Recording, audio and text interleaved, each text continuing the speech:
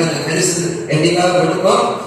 வித்யாபூஷன் முதல் பெருசு வாங்கக்கூடியது வித்யாபூஷன் பட்டம் முதல், அதாவது முதல்ல வித்யாபூஷன் பட்டம் வாங்கும்போது 12 பேர் வாங்கினாங்க. அதுல ஒரு அம்மா விஜயகுமாரிங்கிற அம்மா முதல் பரிசு வாங்கினாங்க. அதனால அவங்க முதல் வித்யாபதி. அதே மாதிரி இப்ப 2 பேர் வாங்குறாங்க. அவங்கள முதல் மதிப்பெண் வாங்கினாங்க முதல் வித்யாபூஷன். வித்யாபதி ரெஜிதா அதிபன் ராஜு பெருங்குளங்கரை.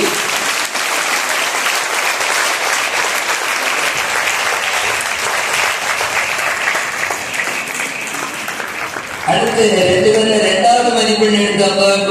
எங்க அமைப்பாளர்கள் தான் சொன்னாங்க, அவங்களுக்கு ஒரு பவுன் கொடுத்தா இவங்களுக்கு 12 பவுனாவது கொடுத்துதான் ஆகணும். சரி, அமைப்பாளர் போய் நம்ம வேண்டாம் சொல்ல முடியாது, அதனால கொடுக்குறோம்னு முடிவு பண்ணிட்டோம். ஆனா எல்லா வித்யாபூஷன் வாங்கும் போது இதை எதிர்பார்க்க கூடாது. இப்ப அடுத்து வித்யாபூஷன் பட்டம் வரும்போது வித்யாஜோதி ஜெயிஷா நாகராஜன் பழையன் விலை.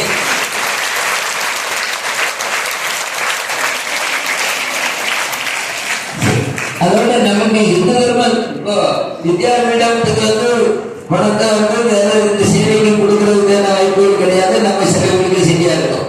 ஆனா நாம நம்முடைய சமயம் மாணவர்கள் அவங்க குடும்பத்தில் உள்ளவங்களுக்கு தான் தேவையான உதவி பண்றதுக்காக ஸ்ரீராமகிருஷ்ண சேவா சங்கம்னு ஒண்ணு வச்சிருக்கோம். அந்த ஸ்ரீராமகிருஷ்ண சேவா சங்கத்துல இப்ப நாம நிரந்தர வைப்பு நிதியாக சுவாமி மதுராந்த சுவாமியுடைய நூற்றாண்டுடாகவே 1 கோடி ரூபாய் செய்யணும்னு சொல்லி முயற்சி பண்ணோம். அப்ப நடக்கல.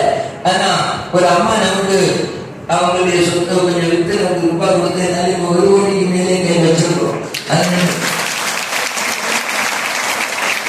அதனுடைய வட்டியில இருந்தா இப்ப எல்லாம் கொடுத்துட்டு இருக்கோம். இப்ப 1 லட்சம் ரூபாய் கொடுக்க முடியுது அப்படின்றதுக்காக நம்மளோட பணம் இருக்குது கொடுப்போம். அதே மாதிரி ஒரு 2 லட்சம் ரூபாய் கூட கையில இருக்குது.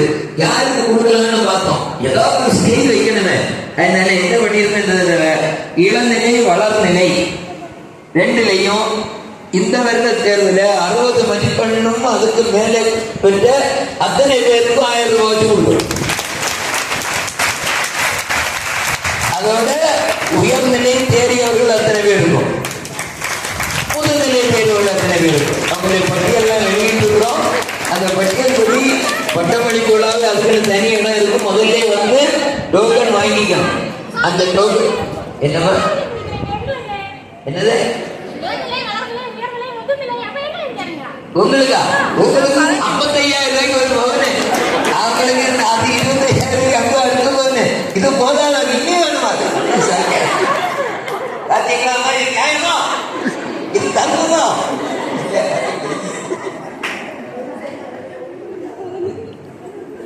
அதாவது ஞானம் பண்ண பாட்டு இருக்கு.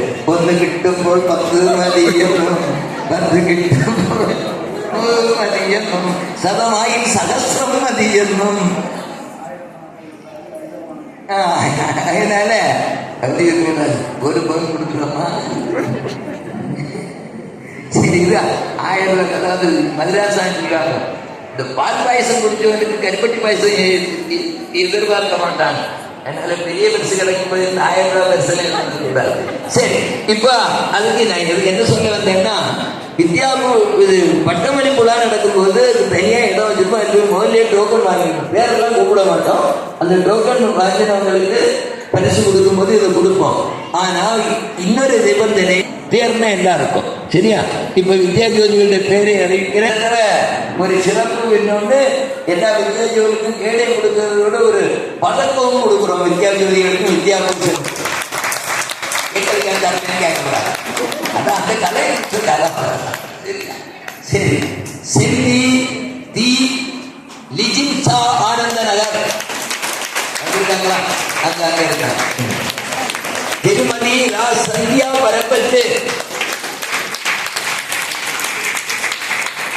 திருமதி கா ஷீபா காவுமூலை,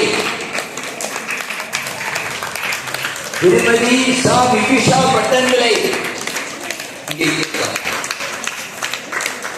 திரு செல்வி சுவி சுஜி சித்தரால், திருமதி மா சஜினி கோரிநகர், திருமதி தா வசந்தி பாலாங்கோணம், திருமதி தா ரா ஜெய்தர்ஷினி பருத்திக்காட்டுடை, செல்வி தே அனிஷா திட்டம் குளிர்ச்சி, திருமதி டி கிருஷ்ணகுமாரி ஐயப்பன் நகர், திருமதி ஜான் லலிதா பூவன் விளை, திருமதி விஜிதா மணலி விளை, திருமதி ஐ இந்துஜா பரம்பை,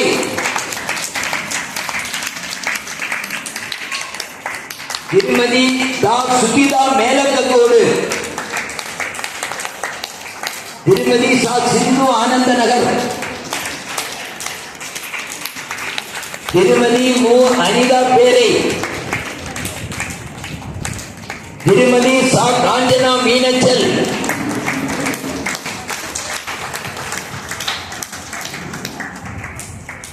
திருமதி வி அமுதகுமாரி சாத்தன்கோடு, திருமதி சி சுதா பரப்பத்து, செல்வி ஆர் பி ஆரியா கிடாரக்குழி, திருமதி ரேகா வெள்ளமோடி, திருமதி சா ஷீஜா வயக்கரை, திருமதி சா சாந்தி செல்வரை,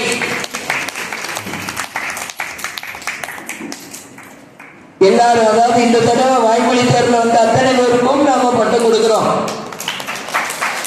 இதுல ரொம்ப விசேஷம் என்னன்னா 24ல 19 பேர் நிறுவனம் ஆனவங்க.